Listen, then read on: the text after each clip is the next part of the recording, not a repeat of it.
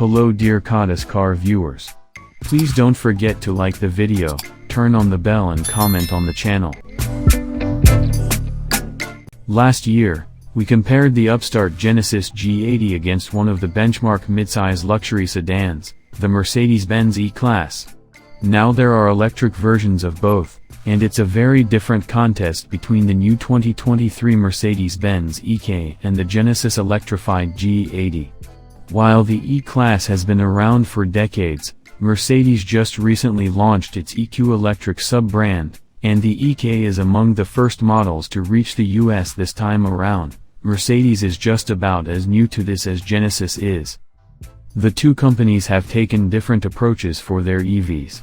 While the electrified G80 is merely a standard G80 sedan with a battery pack and electric motors instead of a gasoline engine, the EQE is entirely distinct from the gasoline-powered E-class.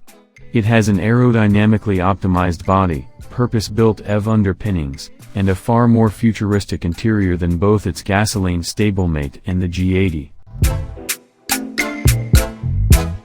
The electrified G80 only comes one way, with a dual-motor powertrain that produces 365 horsepower and 516 pound-feet of torque.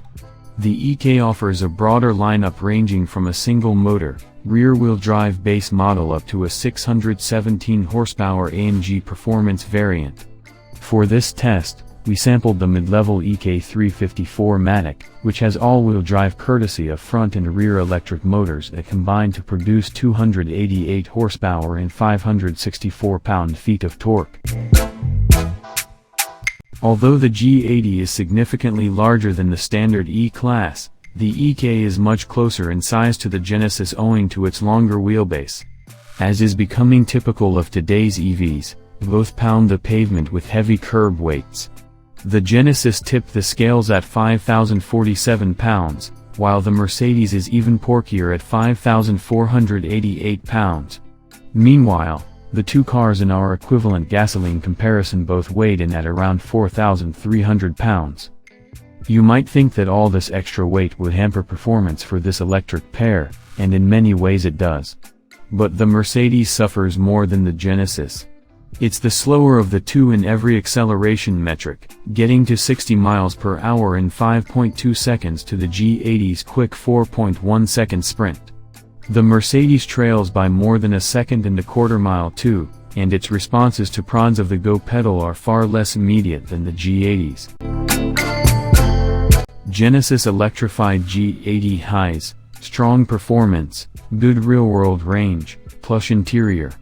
Lows, doesn't boast about being an EV, not available in every state.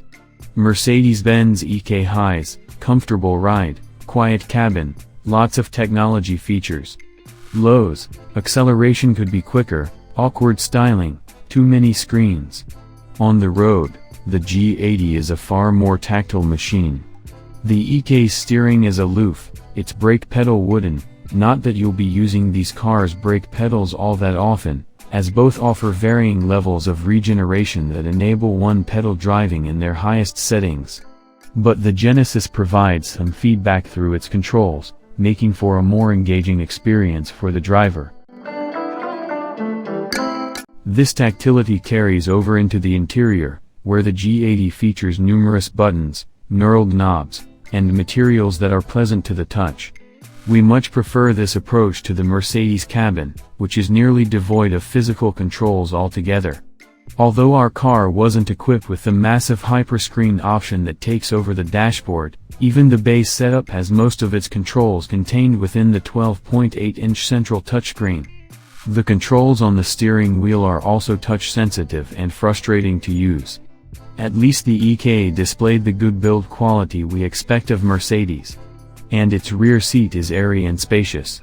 You sit higher in the Mercedes compared with the lower-slung Genesis, but both cars are comfortable for front and rear occupants alike.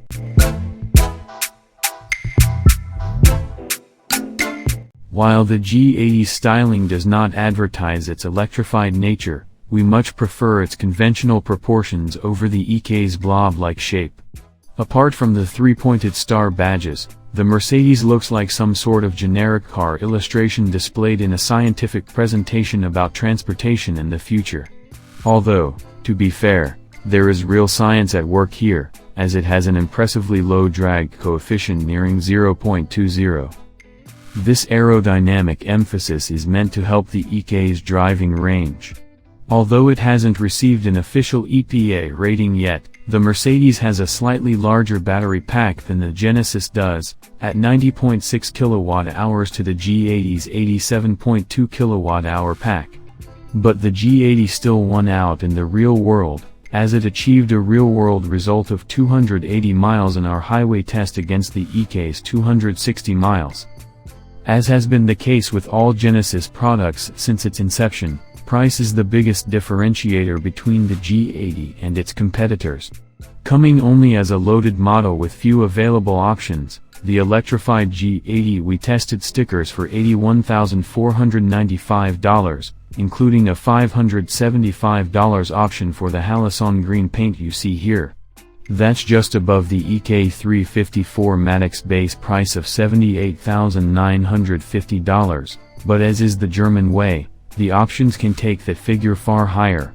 With extras including $1,300 rear wheel steering, $2,990 for brown Nappa leather, and $1,250 for a driver assistance package, our test car pushed the sticker to $93,240. Given the G80's clear advantage in terms of performance, driving feel, design, and value, it's the clear winner here. In fact, the gap between these two electric cars is far greater than it was between the equivalent gasoline models. Genesis's electric future is looking bright, while Mercedes needs to go back to the drawing board if it wants to maintain its status in the dawning luxury EV era. Dear viewers, please share your thoughts on the subject with us.